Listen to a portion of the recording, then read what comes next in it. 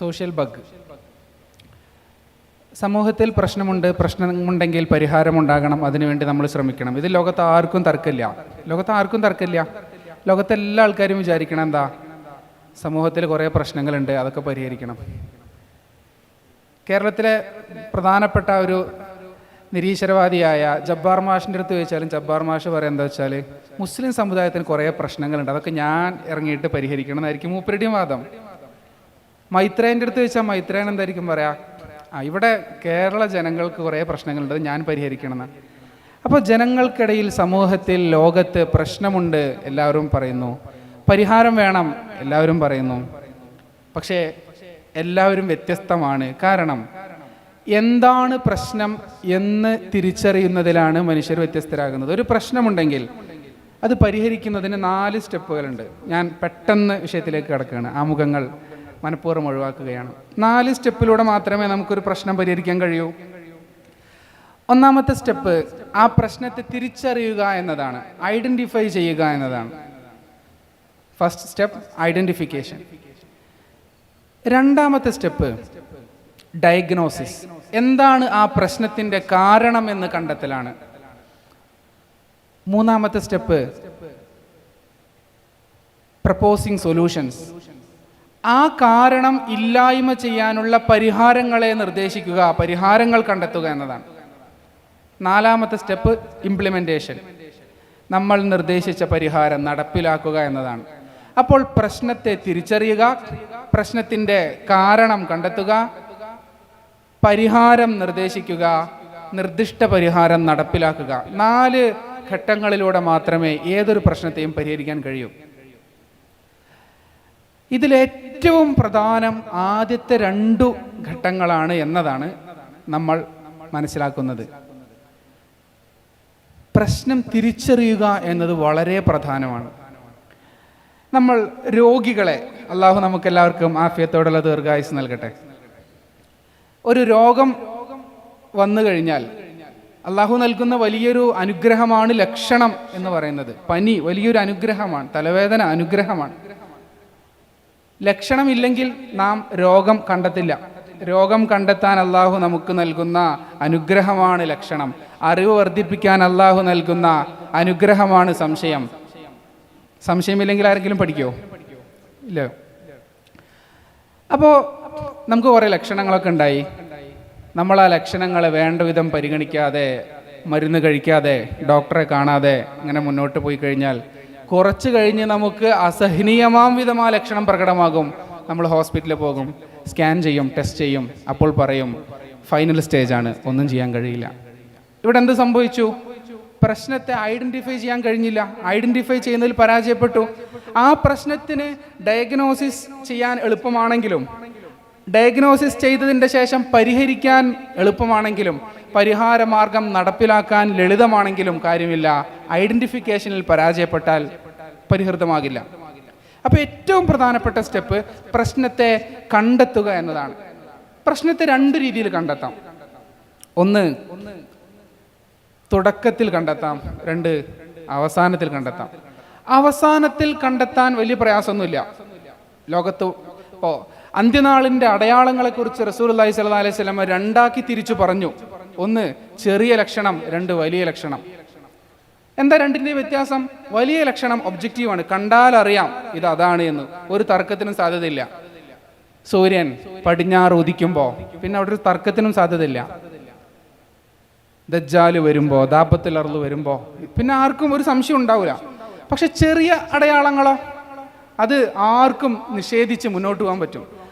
അതായിരിക്കില്ല, അതിങ്ങനെ ആയിരിക്കും എന്നൊക്കെ പറഞ്ഞ് തള്ളി പോയി അവസാനം വലിയ അടയാളം വരുമ്പോൾ അന്തം വിട്ടു പോകും.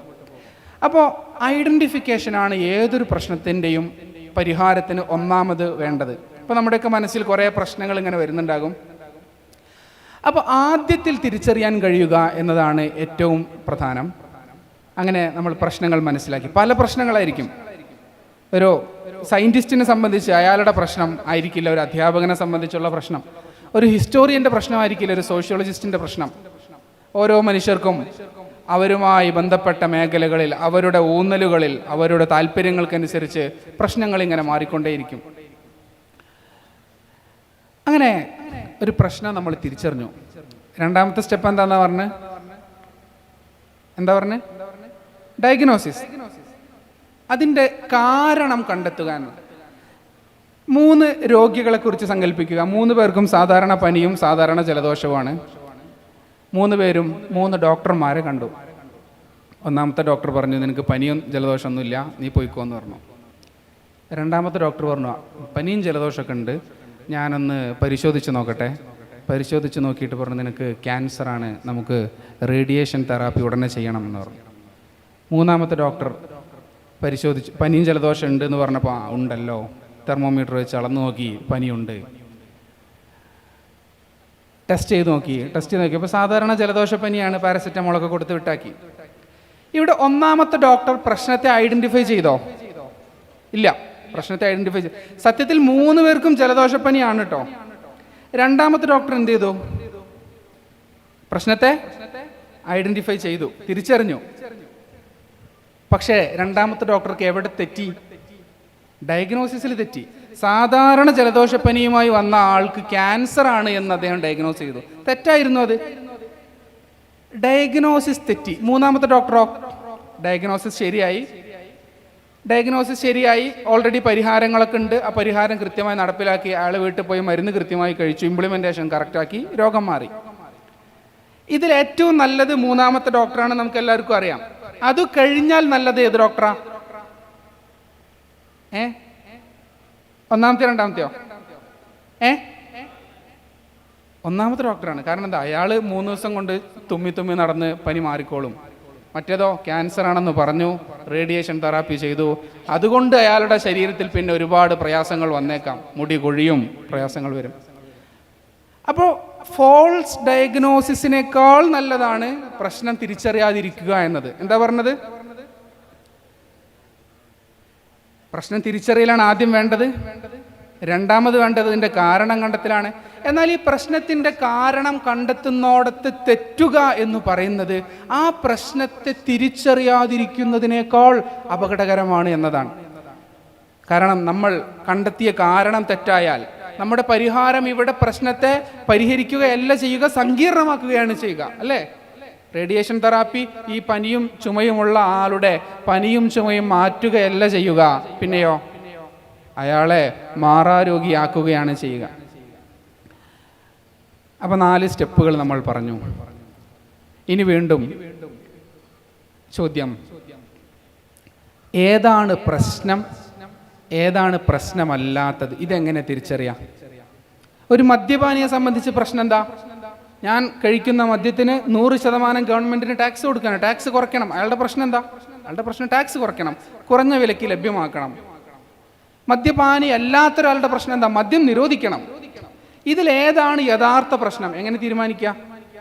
ലോകത്തെല്ലാ കുട്ടികളുടെ പ്രശ്നം എന്താ? കുട്ടികളുടെ പ്രശ്നം, എനിക്ക് സ്കൂളിൽ പോകണ്ട, എനിക്ക് വലുതാവണം, വാപ്പാനെ പോലെ ആവണം. വാപ്പാൻ്റെ പ്രശ്നം എന്താ? എനിക്ക് ചെറുതാവണം, മോനെ പോലെ ആവണം. പ്രശ്നങ്ങൾ തീരില്ല. അപ്പോൾ ഒരാളുടെ പ്രശ്നമല്ല മറ്റാളുടേത്. അങ്ങനെയാണെങ്കിൽ ഇതിലേതാണ് യഥാർത്ഥ പ്രശ്നം? നിങ്ങൾക്ക് പുരുഷന്മാരായ നിങ്ങൾക്ക് സ്ത്രീകളോടാണ് ലൈംഗികമായ താല്പര്യം, അതുകൊണ്ടാണ് നിങ്ങൾ സ്ത്രീകളെ നിക്കാഹ് ചെയ്ത് അവരോടൊപ്പം ജീവിക്കുന്നത്. സ്ത്രീകളായി നിങ്ങൾക്ക് പുരുഷന്മാരോടാണ് ലൈംഗിക താല്പര്യം, അതുകൊണ്ടാണ് പുരുഷന്മാരുമായി നിക്കാഹ് ചെയ്ത് നിങ്ങൾ ജീവിക്കുന്നത്. എന്നാൽ ഞങ്ങൾക്ക് ഞങ്ങളുടെ വർഗത്തിൽപ്പെട്ടവരോട് തന്നെയാണ് താല്പര്യം. അപ്പം നിങ്ങളുടെ താല്പര്യമനുസരിച്ച് നിങ്ങൾ ജീവിക്കുന്നു, ഞങ്ങളുടെ താല്പര്യമനുസരിച്ച് ഞങ്ങൾ ജീവിക്കുന്നു. ഞങ്ങൾ ചെയ്യുന്നത് തെറ്റും നിങ്ങൾ ചെയ്യുന്നത് ശരിയും എന്ന് നിങ്ങൾ എങ്ങനെ പറയും? ഇതാണ് ചോദ്യം. നിങ്ങൾക്ക് ഇവിടെ ചൊറിയുന്നു, എനിക്കിവിടെ ചൊറിയുന്നു. നിങ്ങൾ ഇവിടെ ചൊറിഞ്ഞോ, ഞാൻ ഇവിടെ ചൊറിയും.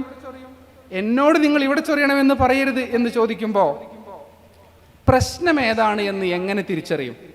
മുതലാളിയുടെ പ്രശ്നമല്ല തൊഴിലാളിയുടെ പ്രശ്നം. മുതലാളിയുടെ പ്രശ്നം തൊഴിലാളി ജോലി ചെയ്യുന്നില്ല, പ്രൊഡക്റ്റീവ് അല്ല എന്നതാണ്. തൊഴിലാളിയുടെ പ്രശ്നമോ ലീവ് കിട്ടുന്നില്ല, ശമ്പളം കുറവാണ്, ആനുകൂല്യങ്ങളില്ല എന്നതാണ്. അപ്പോൾ ഇതിലേതാണ് യഥാർത്ഥ പ്രശ്നം എന്ന് തിരിച്ചറിയാൻ കൃത്യമായ ഒരു മാനദണ്ഡം വേണമെന്നതാണ് അടിസ്ഥാനപരമായ കാര്യം. ഏതാണ് പ്രശ്നം എന്ന് തിരിച്ചറിയാൻ കൃത്യമായ ഒരു മാനദണ്ഡം വേണമെന്നതാണ്. എന്താണ് സമൂഹത്തിന് ഇസ്ലാം എന്ന് പറയുന്നത്? വിശാലാർത്ഥത്തിൽ ഈ പ്രപഞ്ചത്തിൻ്റെ വ്യവസ്ഥയാണ്. സൃഷ്ടാവിൻ്റെ നിയമങ്ങളെ സൃഷ്ടി അനുസരിക്കാൻ വേണ്ടി സൃഷ്ടാവ് നിശ്ചയിച്ച നിയമസംഹിതയാണ് ഇസ്ലാം. അത് സൂര്യന് നിയമമുണ്ട്, ചന്ദ്രന് നിയമമുണ്ട്. വശംസോ തജ്രീ മുസ്തഖറില്ലഹാ, സൂര്യന് ചന്ദ്രനെയോ ചന്ദ്രന് സൂര്യനെയോ പ്രാപിക്കാൻ കഴിയില്ലെന്നും മറ്റൊരിടത്ത് പറഞ്ഞു. എല്ലാവർക്കും നിയമമുണ്ട്. സമുദ്രത്തിന് ആഗ്രഹമുണ്ട്, കരയിലേക്ക് അടിച്ചു വീശാൻ പാടില്ലെന്ന് തമ്പുരാൻ പറഞ്ഞതുകൊണ്ട് അടങ്ങി നിൽക്കുകയാണ്. എല്ലാത്തിനും നിയമവിധേയമാണ്. ഈ നിയമം തെറ്റിക്കാൻ, ലംഘിക്കാൻ, ധിക്കരിക്കാൻ, അനുസരിക്കാതിരിക്കാൻ സ്വാതന്ത്ര്യം നൽകപ്പെട്ട രണ്ടു ജീവിവർഗങ്ങൾ, മനുഷ്യനും ജിന്നും. മനുഷ്യന് മാത്രമുള്ള നിയമസംഹിതയാണ് ഇസ്ലാം എന്നു സ്പെസിഫിക്കായി നമുക്ക് പറയാം. ഞാൻ വിശാലാർത്ഥം സൂചിപ്പിച്ചെന്ന് മാത്രം. അപ്പോൾ ഈ ഇസ്ലാം സമൂഹത്തിന് ചെയ്യുന്നത് എന്താണ്?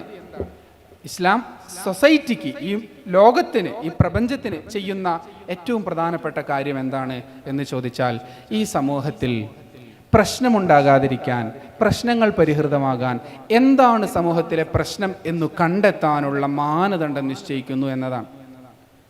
ലോകത്ത് എപ്പോഴും നടക്കുന്ന സംവാദമാണ് ഏതാണ് ശരി, ഏതാണ് തെറ്റ്, ഏതാണ് നല്ലത്, ഏതാണ് ചീത്തത്. ദയാവധം വേണോ വേണ്ടയോ? ലോകത്ത് ഇന്നും നടക്കാതെ അനുസ്യൂതമായി തുടരുന്ന ഒരു ഡിബേറ്റാണ്. ദയാവധം വേണോ വേണ്ടയോ? വധശിക്ഷ വേണോ വേണ്ടയോ? ക്യാപിറ്റൽ പണിഷ്മെന്റ് വേണോ വേണ്ടയോ? വേണമെന്ന് പറയുന്നവരുണ്ട്, വേണ്ട എന്ന് പറയുന്നവരുണ്ട്. അപ്പം ഇങ്ങനെ ഖിയാമത്ത് നാൾ 1-ാം തീയതി വരെ ഈ തർക്കങ്ങൾ മുന്നോട്ട് പോയതുകൊണ്ട് പരിഹാരങ്ങൾ ഉണ്ടാവില്ല. അവിടെയാണ് അള്ളാഹു തീർപ്പ് പറയുന്നത്, ഇന്നത് പറ്റും, ഇന്നത് പറ്റില്ല. ബാക്കിയുള്ളവർക്ക് 2 ഓപ്ഷനേ ഉള്ളൂ നിയമവ്യവഹാരങ്ങളിൽ, ഡു ഓർ ഡോണ്ട്. ഡൂസും ഡോൺസും മാത്രമേ. നമുക്ക് 5 വെറൈറ്റി ഉണ്ട്. ഡൂസ് എന്ന് പറഞ്ഞാൽ തന്നെ നമുക്ക് 3 വെറൈറ്റിയാണ്. ഫർളുണ്ട്, സുന്നത്തുണ്ട്, ഹലാലുണ്ട്. 3 നമുക്ക് ചെയ്യാം. ഡോണ്ട് എന്ന് പറഞ്ഞാൽ തന്നെ 2 വെറൈറ്റി ഉണ്ട്, കറാഹത്തുണ്ട്, ഹറാമുണ്ട്. നമ്മൾ അത്രയും ഡൈവേഴ്സായ ഒരു നിയമവ്യവസ്ഥയെ പ്രതിനിധീകരിക്കുന്ന ആളുകളാണ്. അപ്പോൾ ഈ ഇസ്ലാമിലെ ഈ ശരീഅത്ത് സമൂഹത്തിന് നൽകുന്ന ഏറ്റവും പ്രധാനപ്പെട്ട ഒരു സേവനങ്ങളിൽ ഒന്ന്, സമൂഹം അനുഭവിക്കുന്ന പ്രശ്നം ഏതാണ് എന്ന് നിർണയിക്കാനൊരു മാനദണ്ഡം പറയുന്നു എന്നതാണ്. ഇപ്പോൾ ഇസ്ലാമിലെ കർമ്മശാസ്ത്ര നിയമങ്ങളുടെ 5 ലക്ഷ്യങ്ങളെക്കുറിച്ച് പറയാറുണ്ട്. ഏറെ തെറ്റിദ്ധരിക്കപ്പെടുന്ന ഒരു കാലത്തും ദുരുപയോഗം ചെയ്യപ്പെടുന്ന ഒരു കാലത്തുമാണ് നാം ജീവിക്കുകയും ചെയ്യുന്നത്. ശരീഅത്തിൻ്റെ മഖസദുകൾ, മഖാസിദു ശരിയ. ഒരു വിഭാഗം ആളുകൾ പറയുന്നു, ശരീഅത്തിൻ്റെ ഈ ലക്ഷ്യങ്ങൾക്കനുസരിച്ച് നമുക്ക് ഇസ്ലാമിലെ നിയമനിർമ്മാണം നടത്താം. മഖാസിദു ശരിയ ഉസൂൽ ഫിഖഹിൻ്റെ വിഷയമല്ല. മഖാസിദു ശരിയ എന്ന് പറയുന്നത് ആളുകൾക്ക് ഇസ്ലാമിലെ നിയമങ്ങളുടെ പൊരുളുകൾ ബോധ്യപ്പെടുത്തി തുമഇനീനത്ത് നൽകാൻ വേണ്ടി പണ്ഡിതർ കണ്ടെടുത്തതാണ്. അതൊരിക്കലും നിയമ നിർമ്മാണ ശാസ്ത്രത്തിൻ്റെ വിഷയമല്ല. ആളുകൾ ഇതിനെ ദുരുപയോഗം ചെയ്യുന്നുണ്ട്. ഇപ്പോൾ ഉദാഹരണത്തിന് ലളിതമായി പറഞ്ഞാൽ, ഇസ്ലാമിലെ ഏത് നിയമമാകട്ടെ 1/5 സംരക്ഷണത്തിനുള്ളതാണ് എന്ന് മനസ്സിലാക്കാൻ പറ്റും. നിങ്ങൾക്കറിയാം അത് ഏതൊക്കെയാ? 1/5 സംരക്ഷണത്തിനുള്ളതാണ് ഇസ്ലാമിലെ ഏത് നിയമവും എന്ന് നമുക്ക് വിശദീകരിച്ച് കൊടുക്കാൻ പറ്റും. ഏതൊക്കെയാ ഒന്ന് പറഞ്ഞു നോക്ക്. മദ്യപിക്കരുത്. മദ്യപിച്ചാൽ എന്തിന് കേട് സംഭവിക്കും? മനുഷ്യന്റെ ബുദ്ധി മരവിക്കും, അല്ലേ? അപ്പൊ ഇസ്ലാമിലെ ചില നിയമങ്ങളൊക്കെ മനുഷ്യന്റെ എന്തിനെ സംരക്ഷിക്കാനുള്ളതാണ്? അഖിലിനെ സംരക്ഷിക്കാനുള്ളതാണ്. ഹിഫ്ദുൽ അഖിൽ പ്രധാന ഒരു ലക്ഷ്യമാണ്. പിന്നെയോ, മോഷണം പറ്റുമോ? മോഷണം പറ്റില്ല എന്ന് പറയുന്നത് മനുഷ്യന്റെ എന്തിനെ സംരക്ഷിക്കാനാണ്? എന്തിനെ? സമ്പത്തിനെ. ഹിഫ്ദുൽ മാൽ, അത് ഒരു ലക്ഷ്യമാണ്. വ്യഭിചാരം പറ്റുമോ? പറ്റില്ല. അതെന്തിനെ സംരക്ഷിക്കാനാണ്? എന്തിനെ സംരക്ഷിക്കാനാണ്? പരമ്പര സംരക്ഷിക്കാൻ. ഹിഫ്ലുൻ നസബ്. പിന്നെയോ, റിദ്ദത്ത് പറ്റുമോ? റിദ്ദത്തിന്റെ എന്തെങ്കിലും ചെയ്യാൻ പറ്റുമോ? എന്തുകൊണ്ടാണ് പറ്റാത്ത? എന്തിനെ സംരക്ഷിക്കാനാണ്? ഹിഫ്ലുദ്ദീൻ, മനുഷ്യന്റെ മതം സംരക്ഷിക്കാനാണ്. അപ്പൊ മതം, സമ്പത്ത്, ശരീരം കൊല്ലാൻ പറ്റുമോ? ശരീരം, അഭിമാനം. എന്തുകൊണ്ട് ഗീബത്ത് പറ്റില്ല, നമീമത്ത് പറ്റില്ല? ഉള്ളതല്ലേ ഞാൻ പറയുന്നത്. ഉള്ളത് പറയുമ്പോഴാണ് ഗീബത്തും നമീമത്തുമാകുന്നത്. ഇല്ലാത്തത് പറഞ്ഞാൽ അത് കളവാണ്. അപ്പൊ മനുഷ്യന്റെ ജീവൻ, സ്വത്ത്, അഭിമാനം, ദീൻ, ബുദ്ധി, വേറെന്തെങ്കിലും ഉണ്ടോ? 6 എന്ന് എണ്ണിയവരുമുണ്ട്. പരമ്പര 6. ഇത് സംരക്ഷിക്കാൻ വേണ്ടിയാണ് ഇസ്ലാമിലെ നിയമങ്ങൾ എന്ന് നമുക്ക് വിശദീകരിച്ചു കൊടുക്കാൻ പറ്റും. പക്ഷെ ഒരിക്കലും ഇതിനു വേണ്ടി നിയമങ്ങൾ ഉണ്ടാക്കാൻ പറ്റുമോ? അത് പറ്റൂല. ഇപ്പോൾ തെറ്റിദ്ധരിക്കപ്പെട്ട 3 പദങ്ങളുണ്ട്. ഞാൻ അവിടേക്ക് വന്നതുകൊണ്ട് അത് വിശദീകരിച്ച് അവസാനിപ്പിക്കാം. ശേഷം നമുക്ക് ചോദ്യോത്തരത്തിലേക്ക് കിടക്കാം. അഖൽ, ഹിക്മത്ത്, ഇല്ലത്ത്. ഇസ്ലാമിലെ നിയമങ്ങളൊക്കെ അഖലിയാണ്, ബുദ്ധിപരമാണ്, തർക്കമില്ല. നിസ്കാരം ബുദ്ധിപരമാണ്, യാതൊരു തർക്കവും അതിനില്ല, യാതൊരു തർക്കത്തിനും സാധ്യതയില്ല. നോമ്പ് ബുദ്ധിപരമാണ്. പക്ഷെ നിസ്കാരം എന്തുകൊണ്ട് ബുദ്ധിപരമാണ് എന്ന് ചോദിച്ചാൽ ഒരിക്കലും അതിൻ്റെ ഉത്തരം സൂര്യൻ ഉദിക്കുമ്പോൾ അവസാനിക്കുന്ന ഉഷസ് മുതൽ ഉദയം വരെ ഒരു നിസ്കാരം, നട്ടുച്ച മുതൽ നിഴൽ അതിനോളമാകും വരെ 2ാമത്, അതിനോളമായത് മുതൽ അസ്തമയം വരെ 3ാമത്, അസ്തമയം മുതൽ ഏതൊന്ന് വിട്ടുപോയോ? അസ്തമയം മുതൽ ആകാശത്തെ ചുവപ്പ് രാശി മാറും വരെ 4ാമത്, മാഞ്ഞത് മുതൽ ഉഷസ് വരെ 5ാമത്. അപ്പോൾ സൂര്യൻ്റെ ഈ ചലനവും അനുഗുണമായി മനുഷ്യൻ്റെ ഖിബ്ലയിലേക്ക് തിരിഞ്ഞുകൊണ്ടുള്ള സാഷ്ടാംഗ പ്രണാമങ്ങളും അഭേദ്യമായ ബന്ധമുണ്ട്. അത് മനുഷ്യൻ്റെ ആരോഗ്യത്തെ വീണ്ടെടുക്കാൻ സഹായിക്കും, മനുഷ്യൻ്റെ ഊർജം അവന് അധികരിച്ചു നൽകും, ആരോഗ്യപരമായ ഗുണങ്ങളുണ്ട്. ഇതുകൊണ്ടാണ് നിസ്കാരം ബുദ്ധിപരമാകുന്നത്? ആണോ? അല്ല. നോമ്പ് ബുദ്ധിപരമാണ്, പക്ഷെ അതിൻ്റെ കാരണം പകലിലെ അന്നപാനീയ വർജനം നൽകുന്ന ആരോഗ്യ ഗുണങ്ങളല്ല. നിസ്കാരവും നോമ്പും അല്ലെങ്കിൽ പൊതുവിൽ ഇസ്ലാമിക ശരീഅത്ത് ബുദ്ധിപരമാകുന്നത് 4 പോയിന്റുകൾ കൊണ്ട് മനസ്സിലാക്കാം. 1, അള്ളാഹു ഉണ്ട്. 2, മുഹമ്മദ് നബി സല്ലല്ലാഹു അലൈഹി വസല്ലമ അള്ളാഹുവിൻ്റെ ദൂതരാണ്. 3, ഈ അള്ളാഹുവിൽ നിന്ന് ഈ റസൂൽ എത്തിച്ചു തന്നതാണ് ഇസ്ലാമിലെ ഈ നിയമങ്ങൾ. എങ്കിൽ അത് ബുദ്ധിപരമാണ്. അള്ളാഹു അവൻ്റെ റസൂലിലൂടെ എത്തിച്ചു തന്നതാണ് ഈ നിയമങ്ങൾ എന്ന് ബോധ്യപ്പെട്ടാൽ പിന്നെ അത് ബുദ്ധിപരമായി. അപ്പോൾ ഇസ്ലാമിലെ നിയമങ്ങളൊക്കെ ബുദ്ധിപരമാണ്. ഇതാണ് അതിൻ്റെ വിശദീകരണം. 2ാമത്തേത് ഇല്ലത്താണ്. ചില നിയമങ്ങൾക്ക് എന്തുണ്ടാകും? ഇല്ലത്തിന് നമുക്ക് ന്യായം എന്നർത്ഥം കൊടുക്കാം. ചില നിയമങ്ങൾക്ക് എന്തുണ്ടാകും? ഇപ്പോൾ ഷാഫിഈ ഫിഖ്ഹിൽ മദ്യം എവിടെയും നിരോധിതമാണ്. ഷാഫിഈ ഇമാം ഖംറിന് അർത്ഥം കൊടുത്തത് മദ്യം എന്നാണ്. അപ്പോൾ മദ്യം ഖുർആനിൻ്റെ നസ്സ് കൊണ്ട് മദ്യം വിലക്കപ്പെട്ടു. പക്ഷെ മയക്കുമരുന്ന് വിലക്കി എന്ന് നസ്സില്ല, മൻസൂസല്ല. അബൂ ഹനീഫ് ഇമാം ഖംറിന് കൊടുത്ത അർത്ഥപരിധിയിൽ മയക്കുമരുന്ന് പെടും. അതുകൊണ്ട് അവിടെ പിന്നെ ഖിയാസിൻ്റെ ആവശ്യത്തിൽ വന്നില്ല. പക്ഷെ ഷാഫിഈ ഫിഖ്ഹിൽ മയക്കുമരുന്ന് എന്തുകൊണ്ട് വിലക്കപ്പെട്ടു എന്നത് കണ്ടെത്തുന്നത് ഖിയാസിലൂടെയാണ്, വിധി താരതമ്യത്തിലൂടെയാണ്. എന്താ അവിടെ ചെയ്യുന്നത്? മദ്യം വിലക്കപ്പെടാനുള്ള കാരണം എന്താണ്, ന്യായം എന്താണ് എന്ന് കണ്ടെത്തും, ഇല്ലത്ത് കണ്ടെത്തും. ഉറക്കം വരുന്നവർക്ക് എൻ്റെ ക്ലാസ്സിൽ എപ്പോഴും 10 മിനിറ്റ് ഉറങ്ങാനുള്ള അവകാശമുണ്ട്. കാരണം നിങ്ങൾ ഇന്നലെ ഇതൊക്കെ ഒരുക്കാൻ വേണ്ടി രാത്രി 12 മണിക്കും 2 മണിക്കൊക്കെ കിടന്നവരുണ്ടാകും. 10 മിനിറ്റ് ഉറങ്ങിയാൽ ബാക്കിയുള്ളത് പിന്നെ ശ്രദ്ധിച്ചിരുന്ന് കേൾക്കാൻ പറ്റും. എനിക്കെന്ത് തോന്നുന്നു വിചാരിച്ചിട്ട് ഉറങ്ങാതെ കണ്ണു മുഴിച്ചിരുന്നാലോ പറയണൊന്നും മനസ്സിലാവില്ല. അപ്പോൾ അത് എൻ്റെ ക്ലാസ്സിൽ മാത്രമുള്ള ഉദാഹരണമാണ് കേട്ടോ, വേറെ ക്ലാസ്സിലൊന്നും ഉപയോഗിക്കാൻ പാടില്ല. അത് പോട്ടെ. അപ്പോൾ മദ്യം വിലക്കപ്പെടാനുള്ള കാരണം എന്താണ്? അപ്പോൾ ഇങ്ങനെ ആലോചിച്ച് നോക്കുക, സാങ്കല്പികമാണ് കേട്ടോ ഈ ആലോചന. മദ്യം ദ്രാവകമാണ് എന്നതാണോ വിലക്കാനുള്ള കാരണം?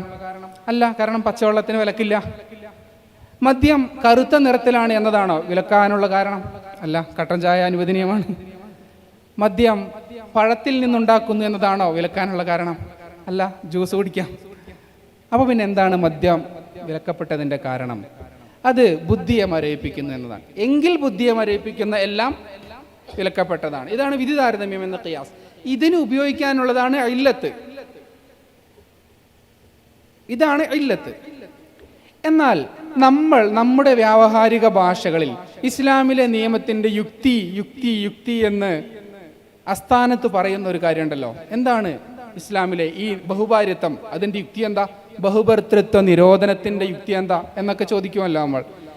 സത്യത്തിൽ ആ വാക്ക് അസ്ഥാനത്താണ്. അവിടെ നമ്മൾ ഉദ്ദേശിക്കുന്ന പദം ഹിക്മത്താണ്. ഈ നിയമത്തിൻ്റെ പൊരുൾ എന്നതാണ് കൃത്യമായ ഹിക്മത്തിൻ്റെ ഉൾസാരം, പൊരുൾ എന്നൊക്കെ അർത്ഥം കൊടുക്കാം.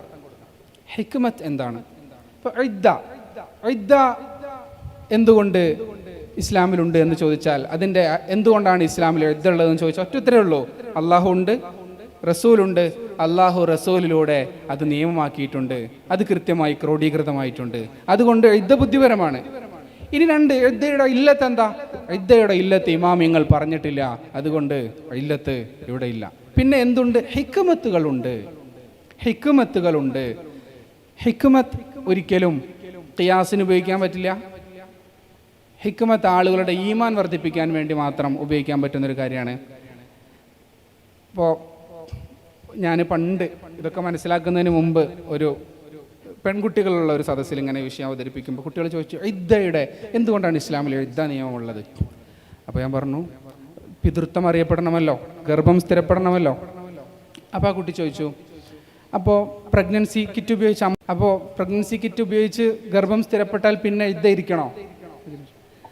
അപ്പോൾ ഞാനിങ്ങനെ ആലോചിച്ചു, ഇദ്ദ 3 തരം ഉണ്ടല്ലോ. ഭർത്താവ് മരിച്ചാൽ 4 മാസം 10 ദിവസം, ഭർത്താവ് തൊലാക്ക് ചൊല്ലിയാൽ 3 ശുദ്ധിക്കാലം, കുട്ടിയുടെ പ്രസവത്തോടെയാണെങ്കിൽ, ഗർഭിണിയാണെങ്കിൽ പ്രസവത്തോടെ. അപ്പോൾ ഈ 3നെ ഒന്ന് ആലോചിച്ച് നോക്കിയപ്പോൾ ഒരു കാര്യം മനസ്സിലായി.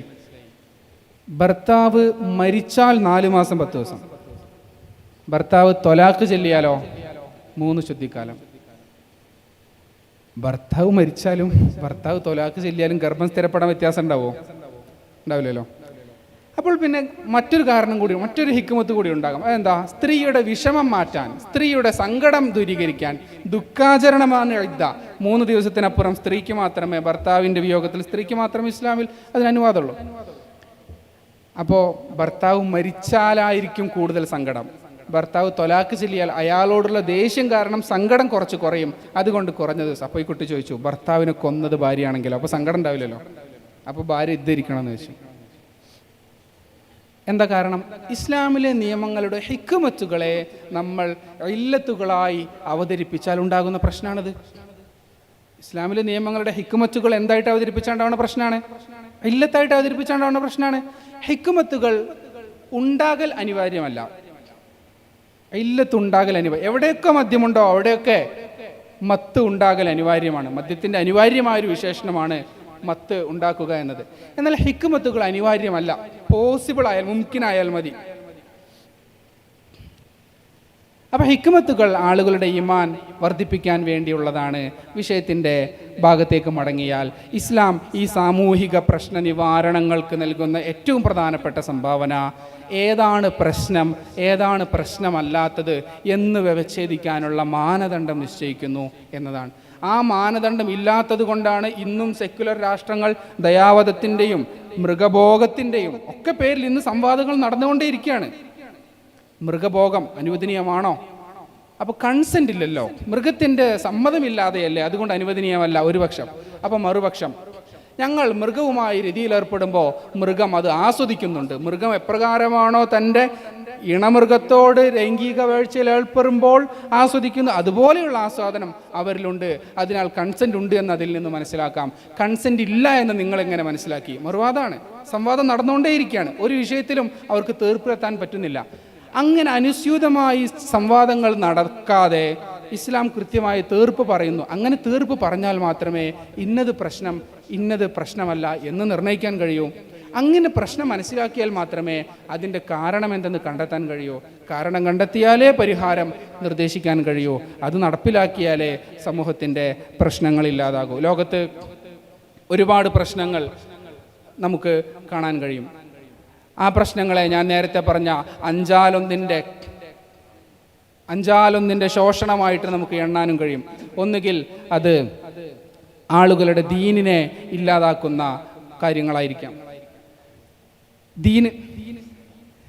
ദീനിനെ ബാധിക്കുന്ന പ്രശ്നങ്ങളാകാം, ബുദ്ധിയെ ബാധിക്കുന്ന പ്രശ്നമാകാം, സമ്പത്തിനെ ബാധിക്കുന്ന പ്രശ്നമാകാം, ശരീരത്തെ ബാധിക്കുന്ന പ്രശ്നമാകാം, പരമ്പരയെ ബാധിക്കുന്ന പ്രശ്നമാകാം, അഭിമാനത്തെ ബാധിക്കുന്ന പ്രശ്നമാകാം.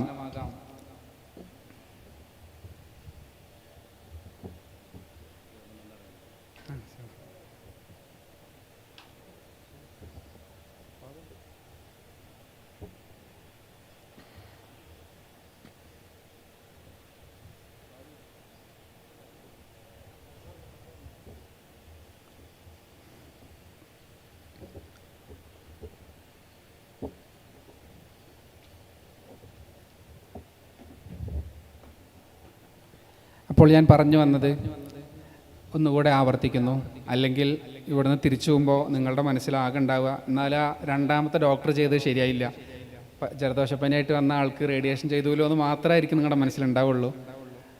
നമ്മൾ പറഞ്ഞത് സമൂഹത്തിലുള്ള പ്രശ്നങ്ങളെ പരിഹരിക്കണമെങ്കിൽ 4 ഘട്ടങ്ങളിലൂടെ കടന്നു പോകണം. ഏതൊക്കെയാണ് 4 ഒന്ന്, ഐഡന്റിഫിക്കേഷൻ, പ്രശ്നത്തെ തിരിച്ചറിയുക. 2, ഡയഗ്നോസിസ്, അതിൻ്റെ കാരണം കണ്ടെത്തുക. 3, പ്രപ്പോസിങ് സൊല്യൂഷൻസ്, പരിഹാരം നിർദ്ദേശിക്കുക. 4, ഇംപ്ലിമെന്റേഷൻ, നിർദ്ദിഷ്ട പരിഹാരം നടപ്പിലാക്കുക. ഇതിൽ ഏറ്റവും പ്രധാനം ഏതാണ്? ഐഡന്റിഫിക്കേഷനാണ്. ഐഡന്റിഫിക്കേഷൻ അവസാനം ചെയ്യുന്നവരുമുണ്ട്, ആദ്യം ചെയ്യുന്നവരുമുണ്ട്. എപ്പോഴാണ് ശരിക്കും ചെയ്യേണ്ടത്? തുടക്കത്തിലാണ് പ്രശ്നം കണ്ടെത്തേണ്ടത്.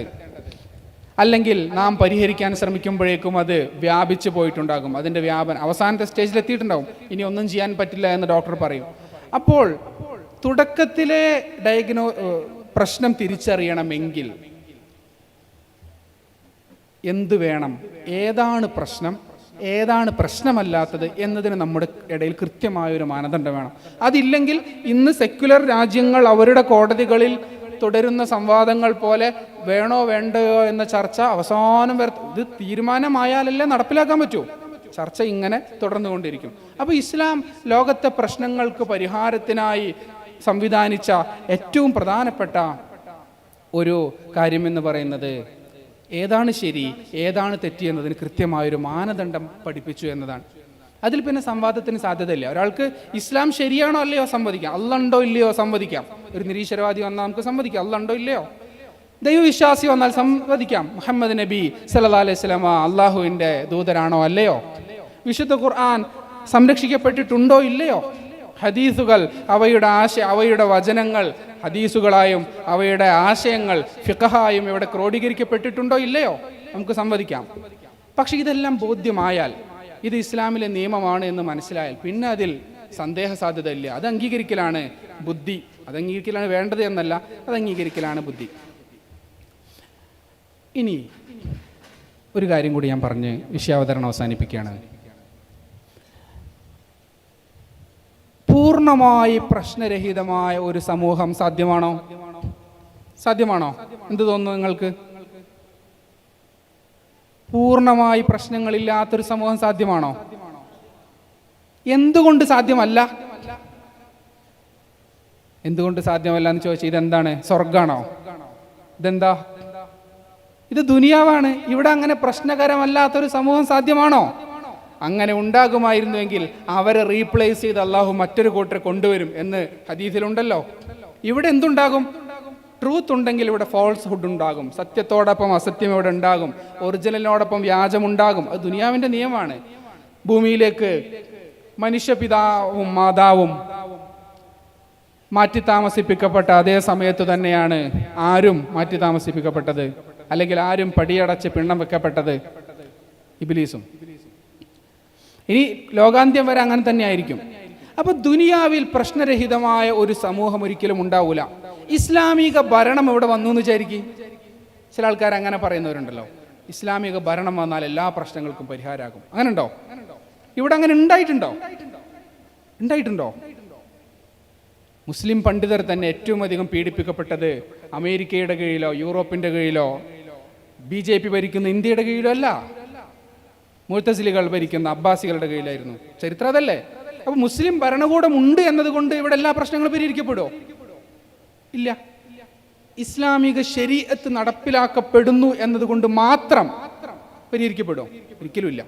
എന്തുകൊണ്ടെന്ന് ചോദിച്ചാൽ നിയമങ്ങൾ കൊണ്ട് മാത്രം മനുഷ്യരെ സംസ്കരിക്കാൻ കഴിയില്ല. അതുകൊണ്ടാണ് തൗറാത്ത് പോലെ കേവലം നിയമങ്ങൾ അവതരിപ്പിക്കുകയായിരുന്നില്ല അന്ത്യദൂതരുടെ ശരീഅത്തിൽ അള്ളാഹു ചെയ്തത്. മറിച്ച് യുസക്കീഹിം വയുഅല്ലിമുഹുൽ കിതാബ, ഈ പവിത്രമായ ശരീഅത്തിന്റെ നിയമങ്ങൾ പറയുന്നതിൻ്റെ മുൻപ് അള്ളാഹു ഒരു കാര്യം പറഞ്ഞാൽ അത് അനുസരിക്കാൻ പര്യാപ്തമാകുന്ന മാനസികാവസ്ഥയിലേക്ക് ഇവരെ മനപരിവർത്തനം നടത്തുകയായിരുന്നു മക്കയിലെ 13 വർഷത്തെ പ്രബോധിത വിഷയങ്ങൾ പരിശോധിക്കുമ്പോൾ ലക്ഷ്യമായി നമുക്ക് മനസ്സിലാവുക. അങ്ങനെ സംശുദ്ധീകരിക്കപ്പെട്ട ഒരു സമൂഹത്തിലെ നല്ല നിയമം കൊണ്ടും കാര്യമുള്ളൂ. നിയമം നന്നായതുകൊണ്ട് മാത്രം ഒരിക്കൽ ഇന്ത്യയിലെ ഭരണഘടന നല്ലതാണ് എന്നതുകൊണ്ട് ഇന്ത്യയിൽ വർഗീയത ഇല്ലാതാവോ, അഴിമതി ഇല്ലാതാവോ? നിയമങ്ങൾ നന്നായത് കൊണ്ട് മാത്രം ഇവിടെ ഒന്നും സംഭവിക്കില്ല. മറിച്ച് അതിനെ ഒരു നിയമത്തിന് 2 പ്രോപ്പർട്ടി ഉണ്ട്: മിസ്യൂസ് ആൻഡ് എക്സെപ്ഷൻ. ഏത് നിയമമാകട്ടെ, ഇസ്ലാമിലെ ശരീഅത്തും ആകട്ടെ, മിസ്യൂസ് ചെയ്യാൻ പറ്റില്ലേ? തീർച്ചയായും മിസ്യൂസ് ചെയ്യാൻ പറ്റും. സഹോദരൻ മുമ്പേ മരിച്ചു, സഹോദരൻ്റെ മക്കളുണ്ട്, ഉപ്പ മരിച്ചു, ഉപ്പയുടെ സ്വത്ത് സഹോദരനില്ല, കാരണം ജീവിച്ചിരിക്കുന്ന ആൺമകൻ ഞാനുണ്ട്, സഹോദരൻ്റെ മക്കൾ ദാരിദ്ര്യത്തിലാണുള്ളത്. ഇത് ഇസ്ലാമിലെ ഒരു നിയമമാണ്. അപ്പോൾ ഈ മക്കൾക്ക്, പേരക്കുട്ടികൾക്ക് സ്വത്ത് കിട്ടില്ല. ഇതേ ഇസ്ലാമിൽ എന്തുണ്ട്? വസിയത്ത് എന്നൊരു ഓപ്ഷൻ ഉണ്ട്. അപ്പോൾ ഇസ്ലാമിൻ്റെ സ്പിരിറ്റ് ഉൾക്കൊള്ളുന്ന, മാനവികത ഉൾക്കൊള്ളുന്ന ഒരാളാണെങ്കിൽ ഈ മകൻ എന്ത് ചെയ്യണം? ഉപ്പ എന്തായാലും കുറച്ച് സ്വത്ത് നമ്മുടെ മരിച്ചുപോയ എൻ്റെ അക്കാൻ്റെ, നിങ്ങളുടെ മൂത്ത മോൻ്റെ മക്കൾക്കും ഭാര്യയ്ക്കും വേണ്ടി കുറച്ച് സ്വത്ത് വസിയത്ത് ചെയ്തു വെക്കണം എന്ന് പറയാൻ മനുഷ്യനെ പര്യാപ്തനാക്കണമല്ലോ. ഈ ഒരു പരിവർത്തനം ലഭിക്കാത്ത മനുഷ്യർക്കിടയിൽ മാത്രമാണ് ഇസ്ലാമിലെ നിയമങ്ങൾ ദുരുപയോഗം ചെയ്യപ്പെടുന്നത്. അപ്പോൾ ഒരു നിയമത്തിൻ്റെ പ്രോപ്പർട്ടിയാണ് ദുരുപയോഗം ചെയ്യപ്പെടുക. ഇപ്പോൾ നമ്മൾ കോടതി വ്യവഹാരങ്ങളിൽ കാണും, IPCയുടെ കോഡുകൾ ദുരുപയോഗം ചെയ്തുകൊണ്ട് ക്രിമിനലുകൾ പുറത്തിറങ്ങിപ്പോവും. അതിൻ്റെ അർത്ഥം IPC തെറ്റായി എന്നാണോ? അല്ല, അത് ദുരുപയോഗം. ഏത് നിയമം? ദുനിയാവാണ്. ഈ ദുനിയാവിൽ ഈ നിയമങ്ങൾ കൈകാര്യം ചെയ്യുന്ന മനുഷ്യരാണ്, മനുഷ്യർക്കുള്ള നിയമമാണ്. അത് മനുഷ്യ പ്രകൃതിയോട് ചേരുന്ന നിയമമായിരിക്കും. കേവലം നിയമമുണ്ട് എന്നതുകൊണ്ട്, കേവലം നിയമം നടപ്പിലാക്കുന്നു എന്നതുകൊണ്ട് ഇവിടെ നീതി ഒരിക്കലും സാധ്യമല്ല. റസൂലുള്ളാഹി സ്വല്ലല്ലാഹു അലൈഹി വസല്ലമയുടെ കാലത്ത് തന്നെ തങ്ങൾ അതിന് മാതൃക നമുക്ക് കാണിച്ചു തന്നിട്ടുണ്ട്. നമുക്കറിയാമല്ലോ, ഒരു മുനാഫിക്ക്, മുസ്ലിമാണെന്ന് പറഞ്ഞ് നടക്കുന്ന ഒരാൾ പടയങ്കി മോഷ്ടിച്ചു. പിടിക്കപ്പെടുമെന്നായപ്പോൾ തൊണ്ടി മുതൽ ജൂതൻ്റെ വീട്ടിൽ കൊണ്ടുപോയിട്ടു. തൻ്റെ കുടുംബത്തെ കൊണ്ട് കള്ളസാക്ഷ്യം പറയിച്ചു. റസൂലുള്ളാഹി ആദ്യം ഒരു ന്യായാധിപൻ എങ്ങനെയാകണമെന്ന് നമുക്ക് കാണിച്ചു തന്നു. സാഹചര്യ തെളിവുകളും സാക്ഷിമൊഴികളും അടിസ്ഥാനപ്പെടുത്തി വിധിച്ചു. ജൂതൻ കുറ്റക്കാരനാണ്. അത് ദുനിയാവിൻ്റെ, ഇസ്ലാമിലെ ശരീഅത്ത് നടപ്പിലാക്കിയത് കൊണ്ട് നിരപരാധികൾ ശിക്ഷിക്കപ്പെടാതിരിക്കുകയോ അപരാധികൾ രക്ഷപ്പെടാതിരിക്കുകയോ ചെയ്യണം നിർബന്ധമില്ല. ദുനിയാവിൻ്റെ നിയമം അതാണ്. പക്ഷെ അള്ളാഹു വഹിയിലൂടെ അവിടെ നീതിയുടെ പ്രാധാന്യം ബോധ്യപ്പെടുത്താൻ വേണ്ടി 10ഓളം വചനങ്ങൾ സൂറത്ത് നിസായിൽ അവതീർണമായി ജൂതൻ്റെ നിരപരാധിത്വം ബോധ്യപ്പെടുത്തിക്കൊണ്ട്. അത് പിന്നീട് സംഭവിക്കില്ല. അപ്പോൾ നിയമങ്ങൾ എത്ര നല്ലതാണെങ്കിലും അത് നടപ്പിലാക്കേണ്ടത് മനുഷ്യനായതുകൊണ്ട് തന്നെ അതിൽ മിസ്യൂസും എക്സെപ്ഷനും ഉണ്ടാകും. ഇത് ഇസ്ലാമിലെ നിയമം ആയാലും ഉണ്ടാകും. ചില ആളുകൾ ഇവിടെ വന്ന് ഇങ്ങനെ വ്യാപകമായ പ്രചരണം നടത്തും, ഇസ്ലാമിക നിയമങ്ങൾ സ്ഥാപിതമായാൽ ലോകത്തിൻ്റെ പ്രശ്നങ്ങളെല്ലാം പരിഹൃതമാകുമെന്ന്. എന്നാൽ നമ്മൾ പറയുന്നത്, ലോകത്തെ ഏത് മനുഷ്യനിർമ്മിത നിയമങ്ങളെക്കാളും ഏറ്റവും മികച്ചത് അള്ളാഹുവിൻ്റെ ശരീഅത്താണ്. അതിൽ യാതൊരു തർക്കത്തിനും സാധ്യതയില്ല. കാരണം അൽ ഹക്കീമായ അള്ളാഹു അവതരിച്ചതാണ്. പക്ഷേ ഈ നിയമം നടപ്പിലാക്കി എന്നതുകൊണ്ട് മാത്രം ഇവിടുത്തെ പ്രശ്നങ്ങൾ പരിഹരിക്കാൻ കഴിയണമെന്നില്ല. മറിച്ച് ഈ ജനങ്ങളുടെ മനസ്സിൽ ഇസ്ലാമിൻ്റെ ആശയങ്ങളെ, അതിൻ്റെ മാനവികതയെ, അതിൻ്റെ തത്വങ്ങളെ സന്നിവേശിപ്പിച്ചാൽ മാത്രമേ ഈ നിയമങ്ങൾ പോലും ഫലിക്കപ്പെടൂ എന്നതാണ്. ഇൻഷാ അല്ലാഹ് ഞാൻ വിഷയാവതരണം അവസാനിപ്പിക്കുകയാണ്.